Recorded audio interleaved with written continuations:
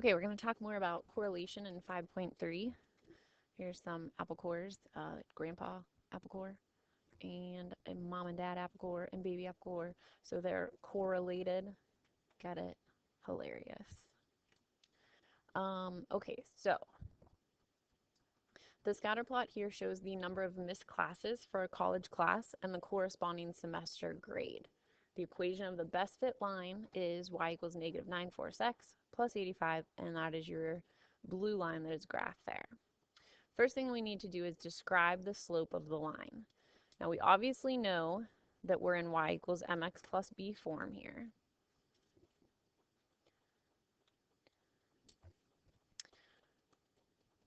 So our m is our slope, and that is negative 9 fourths.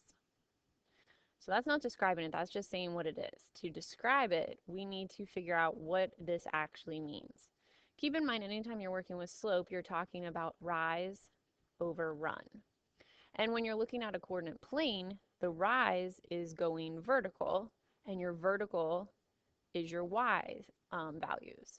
Your run is horizontal, and those are your x's. So when we're talking about this, we're talking about negative 9 for our y and 4 for our x. Well, our y value, if you can read it over here, you can probably read it better on your paper. Your y values deal with the semester grade percents. Your x values deal with your missed classes. So when we're saying negative 9 fourths, we can kind of add some words on here. We can say something about negative 9% dealing with your grade and 4 dealing with your classes. So it's always rise over run, so you're always going to put your whatever your y unit is on your top number, and whatever you're talking about for your x's down on the bottom. So then make this into a sentence. I would say the slope means you lose because it is a negative 9% for every 4 classes that are missed. So just one quick sentence describing that. So stick those labels on there and then turn it into a sentence. The y-intercept is your b. So in this case, we're talking about 85. And that, of course, a y-intercept is where your line crosses your y-axis. So if it's happening at 85, it's crossing right there, the x value for any y-intercept is always going to be 0. So that means b being 85 being a y value is your percent. So what is occurring? Well, if you go to 0, or if you miss 0 classes, since that's where the y-intercept occurs, is when x is 0. If you miss 0 classes, you could expect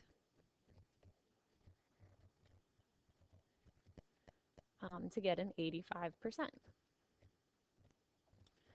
So just quick sentences describing what they mean. It's basically just putting your x and your y labels onto your numbers from your equation. Okay, now we're going to talk about correlation coefficients. We started talking about correlation in the last section, but now we're going to really define it and put some numbers with it. The correlation coefficient shows strength and direction. Okay, it's going to be some value, it's called R value, so we put it, use an R to represent it. And it's going to be between -1 and 1. That means it could be 0, or it could be any decimal between those numbers.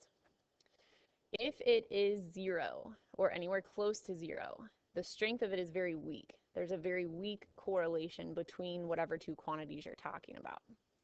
If it is close to either +1 or -1, there's a strong correlation. Okay?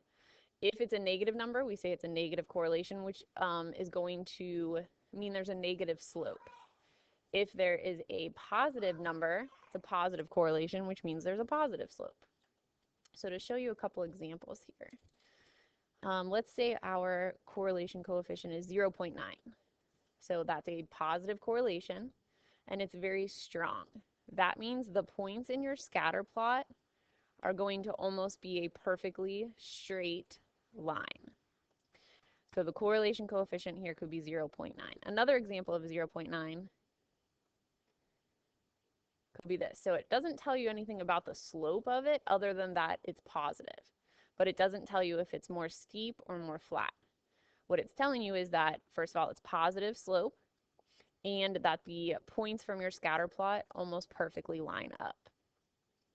So if we had something more like 0.5, you're still going to have a positive direction to your points, but they're going to be a lot more spread out.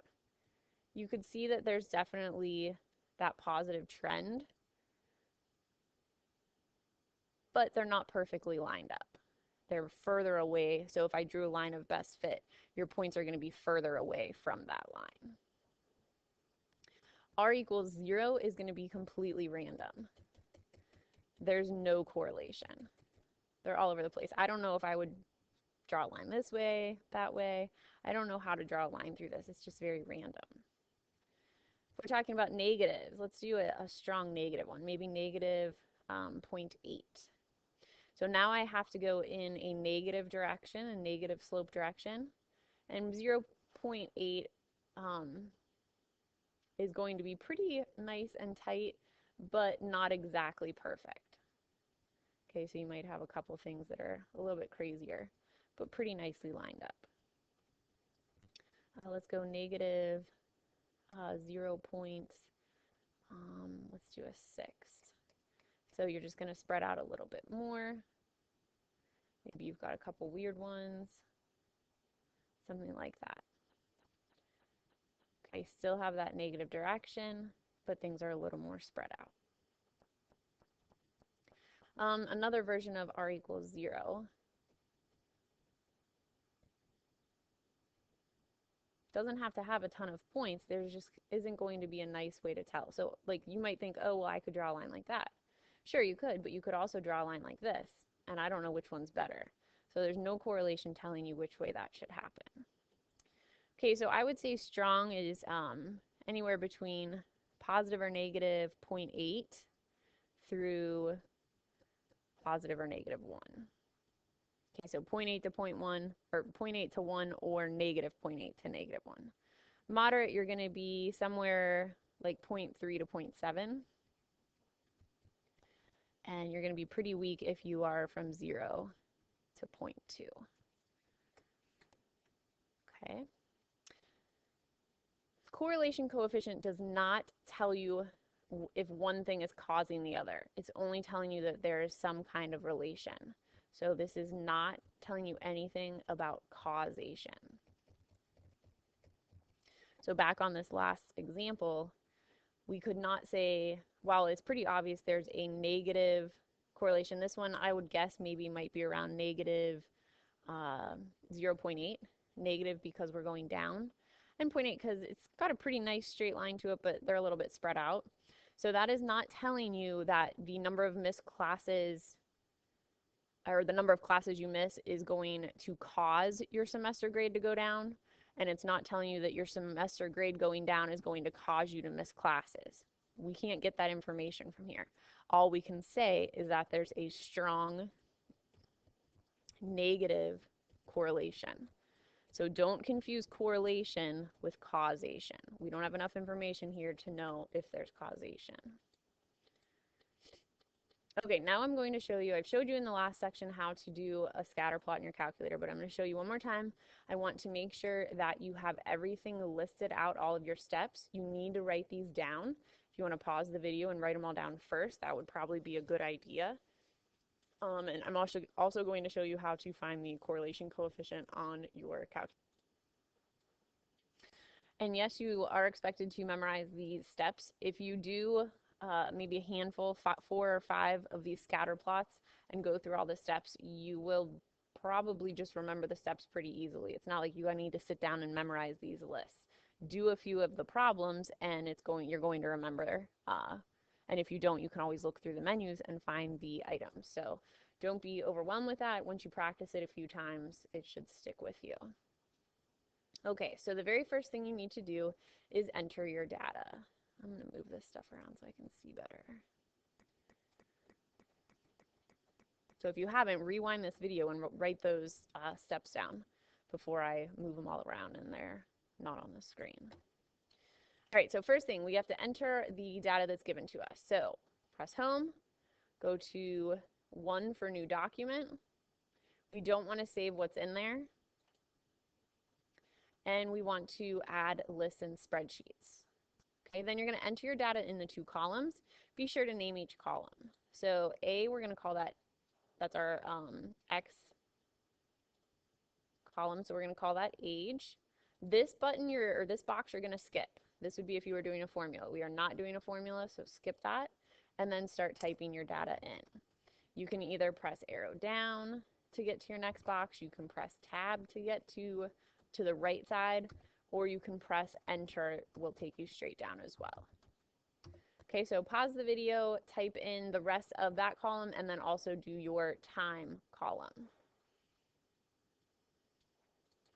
Okay, when you type the rest of your data, once you have it all in there, you need to make sure after you type in your last box that you get off of that box, whether it's tab, enter, arrow, it doesn't matter. But if you leave it like this, the calculator will not do the calculations with that number. It's like it's still being edited, so it doesn't use it. So you need to always make sure that you're off of that box and that it looks like that. Okay, if it's still looking over here to the left, it won't use that data. Okay, so once we have that, we've entered all of our data. We are now here. We need to create our scatter plot. To do that, you're going to hit Control Doc, which adds a page to your document, and you want to add graphs. We don't want to enter a function. We want to enter a scatter plot. So we click Menu, Graph Entry Edit, which is option 3, and then option 5, which is scatter plot. There you're going to enter your names of your data. I named mine age, and my next one time. Okay, and then press enter. And then students are always like, wait, it didn't graph anything. It did, it's just not in the graph that we can view right now. So menu, window zoom, option 4, and zoom data is going to take you right to where you want to see. So there it is. Okay, so we now have a scatter plot displayed. The next thing, find your line of best fit equation and the correlation coefficient. So again, you need to add a page to your document. So Control Doc, add the calculator, option 1, press Menu, 6 for statistics, and then 1 for stat calculations, and then finally 3 for linear regression, and we want it in MX plus B form. Your X list is named age, so we're going to type that in again. Your Y list is time, and then you're not going to change anything. This is going to save the equation, and I'll show you where it saves it in a second, and you can just leave those as they are. Click OK. So right here, I'm going to capture this and put this on our sheet over here. Oh, maybe not. There we go. So what this calculator screen is telling you is the actual equation and your R value. So the equation, it's not written in equation format, but remember, we know it's y equals mx plus b. So we can take that m and the b and turn it into an equation. Y equals, I'm going to round to the nearest hundredth, negative 1.44x, and then plus your b, which is 102.96. So y equals mx plus b, just putting the m and the b in there. Your R value is your correlation coefficient, and here it's negative 0.93, rounded to the nearest hundredth. So that tells us that there is a strong negative correlation between age and time spent gaming, according to this data. Okay? So if a question asks you what is the correlation coefficient, that's where you find it. If it asks for the line of best fit, that's where you find the equation. Okay? The last thing I will ask you to do is put the line on the graph. And to do that, you're going to mouse back to the graph tab, probably 1.2. So roll around until you get it over to move to 1.2, and then press Menu, Graph Entry Edit, and now we want to go back to the function, It starts at f2 of x because f1 of x is where it has already saved it, but it's not graphing it yet until you press enter, and then it graphs it on your screen.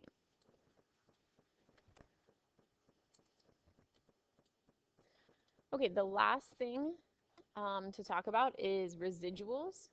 And residuals kind of tell you how well your line of best fit fits the data. So the R value is telling you how close your points are to making a nice, perfect straight line. And then your residuals are going to tell you whether that straight line is a good fit for whether it's a good linear fit or not.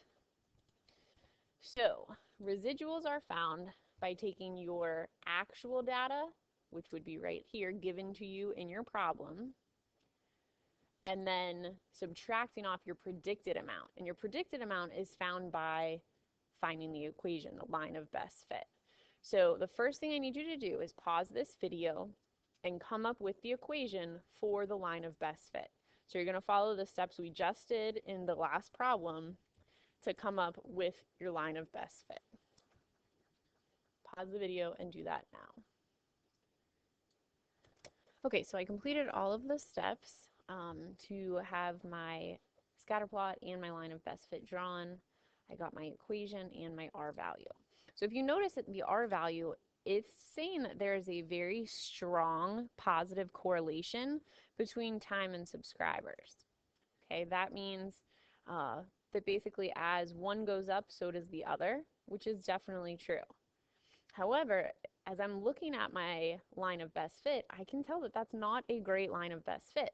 And maybe you thought because there was such a strong positive correlation that we'd end up with a good line of best fit. But that's not what that correlation coefficient tells you.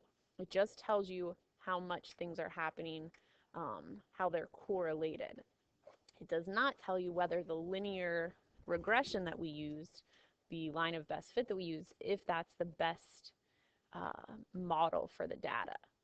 Okay, I'm looking at this and I'm thinking, you know what, this might need a curve here. So that doesn't look like a perfectly straight line to me.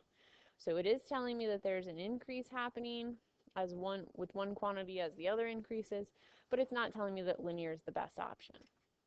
So that's where residuals come in. So to show you that, you now need to find the predicted values.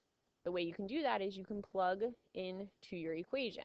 Well, your equation is y equals 7.5x minus 13.85, 0.51 up here. That's going to be a lot of calculating, so let me show you a different way, a quicker way to do it. Okay, if you're on your graphing screen, oops, let's stop showing me that. There we go. If you're on your graphing screen, you can go to Menu, Trace, and Graph Trace. So Menu 5.1, Menu Trace, Graph Trace. And then if you notice, it put an X on this. I don't want to investigate my scatter plot. I already know the scatter plot values. I'm trying to find the values off of the line. That's my prediction line, my line of best fit. So if you arrow up, it'll take me to that line. Now, whatever X value I want to know, I can simply type it in. So if I just type a 0, that's my first X value, and press enter, down here it shoots out what the predicted value would give me. So on the line at x equals 0, I get a y value of negative 13.9. That's the predicted value according to our line of best fit. Okay, so then to do it again, I press 1. I'm already in the tracing mode, so I can just keep going now. Press 1, hit enter, and that would give me a prediction value of negative 6.34. So in other words, what this is saying is if I wrote this out as an equation, my line of best fit, which is 7.51x minus 13.85, if I plug in each of these x values, these are the y values that I would get out. So instead of having to calculate this 13 different times, you can just type it into your calculator on your graph and get those numbers. So 2 is my next one, press enter. The prediction value is 1.16. Go ahead and finish this. You can do it either way. You can use your calculator to plug into your equation, or you can do it on the graphing screen. Pause the video and do that now. Okay, I filled in all my predicted values. Now to find the residual, what you're going to do is subtract your actual amount, which is this column, minus each of the predicted amounts. So my first calculation, go back to my calculator screen, would be my actual amount is 1.6 minus a negative 13.9. And that gives me 15.5. So what that's actually saying is from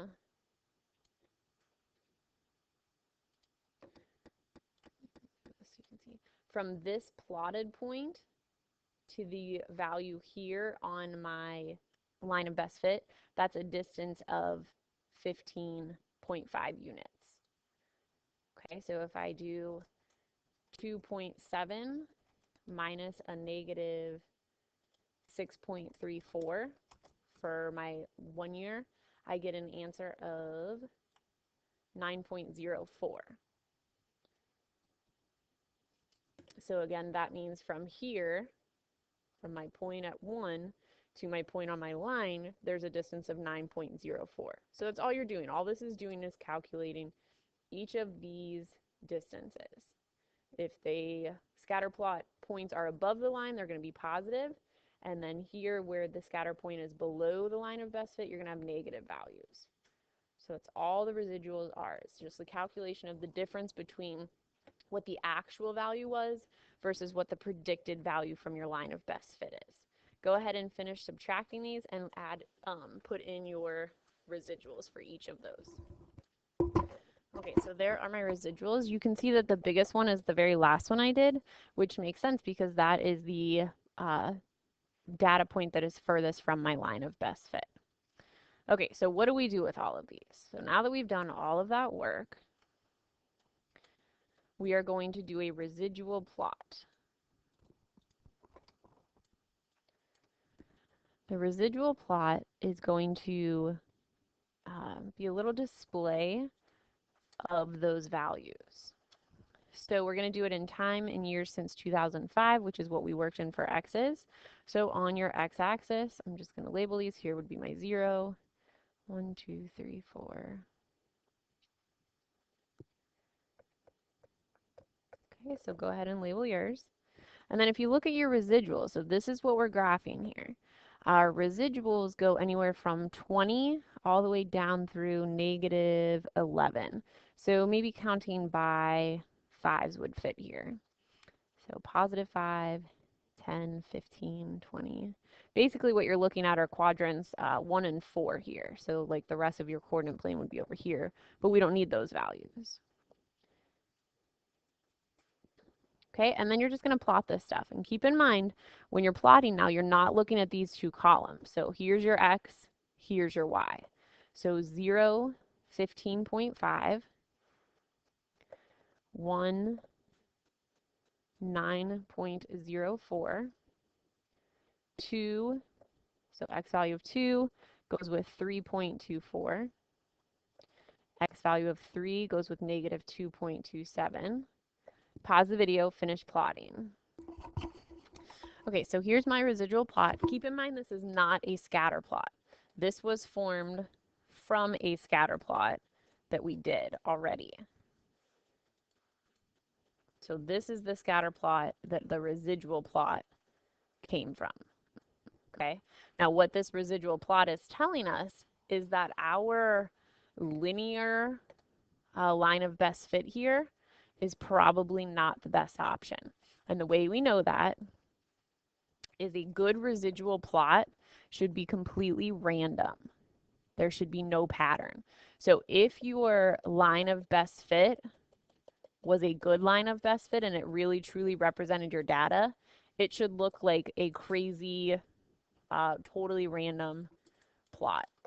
If it's a bad one, there should be a pattern.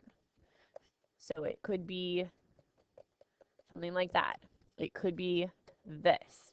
So if it is bad, that means that the linear line of best fit that you just used was no good. So probably going to be nonlinear. If it's a good residual plot, then your linear line of best fit that you just used, that was good. Okay, it was a good representation of your data. So what we had here was not a good representation because this was a curve. It wasn't a straight line. Okay, so those are what residuals are. It is the distance from the actual data subtracting off the predicted data. And if it is truly a good line of best fit, if your data really is linear and being modeled well by your equation, you're going to have a random pattern, or you're going to have a random graph. You're not going to have a pattern like this. So that tells us that on this problem, we did not have a good equation for our data. It was not very representative of our data. All right, go ahead and keep working.